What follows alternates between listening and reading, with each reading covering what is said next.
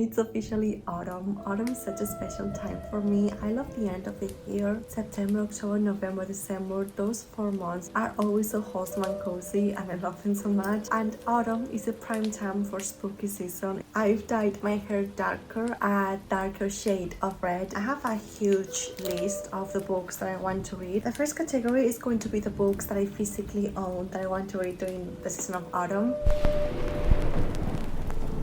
As you can see here, I have my physical TBR. The first one that I'm going to talk about is A Diary of Blood by Gibson. This was a gift from Rita from A Life Worth Reading, my lovely friend Rita. Thank you so much. She gifted this book for my birthday. I read Dracula last September. I absolutely loved that classic so much. I actually have a reading vlog of my time reading that book in case you want to watch it. I've seen multiple adaptations of Dracula, whether it is a movie, a book adaptation. His wives are always secondary characters. Even in the original novel in Dracula, his wives are barely in the book, and Gibson decided to do a retelling from the wives' point of view, I think.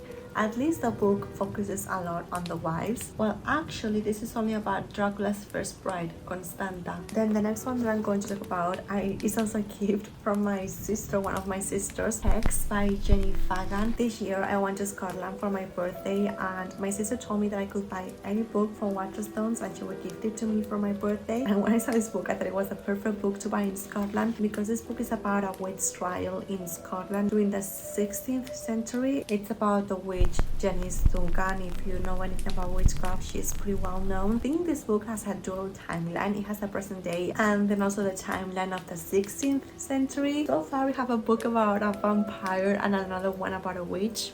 Those are my type of readings. And the next book is Eyre by Brontë. What could be more autumnal than a Victorian classic? Like, it doesn't get more autumnal than that, and I'm so keen to start reading the Brontë sisters. And then the last one, I actually bought this one really recently. This is the first book that I've bought in 2023, so it's kind of exciting. The first physical book. I bought many digital books, but it's España, embrujada. It's a beautiful book that has beautiful illustrations. Look at this. They're so beautiful and so creepy as well.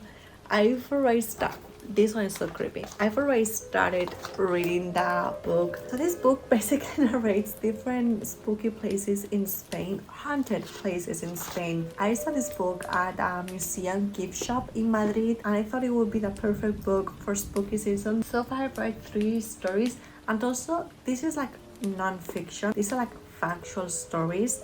So that makes them even more creepy, because a lot of these places are in Catalonia and I could very easily go to those places. I'm not going to. It makes them like even more spookier for me. I also have a long list of books that I own on my Kindle or that I'm going to buy. Continuing with a vampire theme, I have Carmilla by Sheridan Fanu. Everyone says this is the first vampire story, so I need to read it. I love vampires so much, so I feel like I have to read it. And then for witches, this book has beautiful illustrations inside. Every single person that shows this book just shows the most beautiful drawings and the most beautiful book, and I think I should buy it physically, because I think that's a big part of the reading experience, like seeing the illustrations. Then for horror, I have Perfume, the Story of a Murderer by Süskin. Every single review I've seen of this book says that this is the most creepy book they've ever read. I don't know if I'm ready for that. I don't do well with body horror, so hopefully there won't be like extremely graphic scenes of him killing women. Hopefully. I don't know. I haven't seen the movie adaptation either. I don't know anything about the story. I just know that it's extremely creepy. And the next one is Rouge by Awad. I read Bunny this year actually. It took me a while to read Bunny. It was such a freaking weird book. That being said, I liked it. I haven't read anything else by her. And then moving on to the more autumnal books, not so much spooky books, just like autumnal cozy books. For historical fiction, we have Emily Wilde's Encyclopaedia of Faeries by Fawcett. So I haven't seen the greatest reviews for this book, because a lot of people say that it's extremely slow and it's just not what they expected.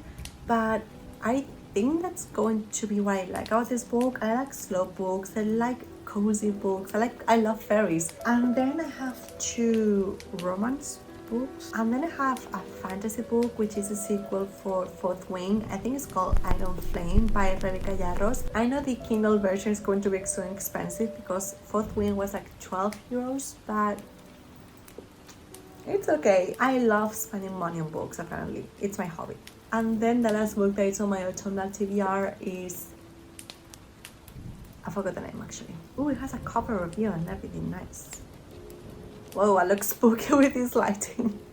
It's called Caught Up and it comes out October 10th.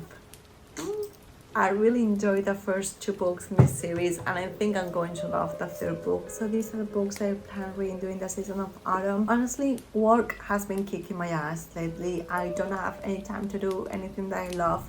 So reading on my Kindle has been saving my life because I can read on my commute if I don't get motion sickness, which I usually do. But on my free times, I tend to just take my Kindle and read.